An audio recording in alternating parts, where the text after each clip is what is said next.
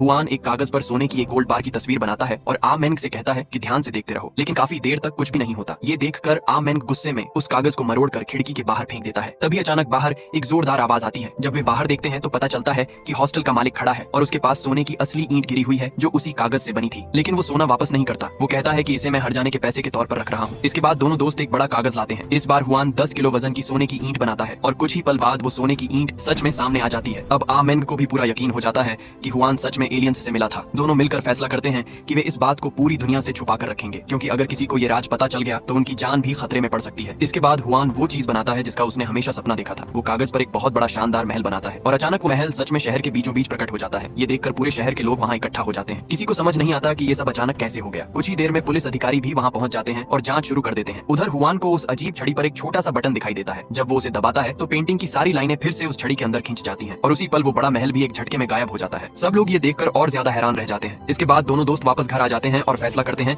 कि अब वे पैसे बनाकर इस्तेमाल करेंगे। तब आ मेंग कागज पर 200 मिलियन का नंबर लिख देता है और अचानक सच में 200 मिलियन सामने आ जाता है, लेकिन वो असल पैसा नहीं होता बल्कि प्लास्टिक की एक बेकार चीज निकलती है जिसकी कोई कीमत नहीं होती। तब हुआन कहता है कि अब वो खुद कोशिश करके देखेगा। वो कागज पर 200 मिलियन युआन के नोटों का ढेर बनाता है और अगले ही पल कमरे में सच में पैसों का बड़ा ढेर निकल आता है जो पूरे कमरे को भर देता है। इसके बाद दोनों दोस्त उस पैसे से महंगे कपड़े खरीदते हैं। फिर वे स्टाइल में खड़े होकर हॉस्टल के मालिक को चिढ़ाने के लिए पोज देते हैं। इसके बाद हुआन आगे बढ़कर कहता है, मैं यहाँ रहने वाले सभी पेंटर्स का किराया अगले 100 सालों के लिए पहले ही दे देता हूँ। ये सुनकर वहाँ मौजूद सभी पेंटर्स बहुत खुश हो जाते हैं और जोर जोर से खुशी मनाने लगते हैं। इसके बाद दोनों दोस्त उस पैसे से महंगी महंगी कारें खरीदते हैं और जो कारें इतनी दुर्लभ होती हैं कि बाजार में मिलती ही नहीं, उन्हें वे खुद पेंट करके बना लेते हैं। फिर हुआन ई लॉन्ग के एडवर्टाइजमेंट से भी बड़ा एक बड़ा बिलबोर्ड लगवाता है। उस पर वो लिखवाता है कि मैं ही नंबर 1 पेंटर हूँ। लेकिन कहानी यही खत्म नहीं होती, क्योंकि उसी समय ई लॉन्ग एक महल खरीदने के लिए कीमत पर मोल भाव कर रहा होता है। तभी अचानक हुआन और आ मेंग वहाँ पहुंच जाते हैं। वे सेल्समैन से कहते हैं, हम दोनों पूरा दाम देकर 2 महल खरीदना चाहते हैं, और वे तुरंत नकद पैसों का बड़ा ढेर सामने रख देते हैं। ये देखकर ई लॉन्ग और मेलिन दोनों इतने हैरान हो जाते हैं कि उनके मुंह से एक शब्द भी नहीं निकलता। उस रात हुआन अपनी गर्लफ्रेंड शाओ यिन को उस महल में रहने के लिए ले आता है।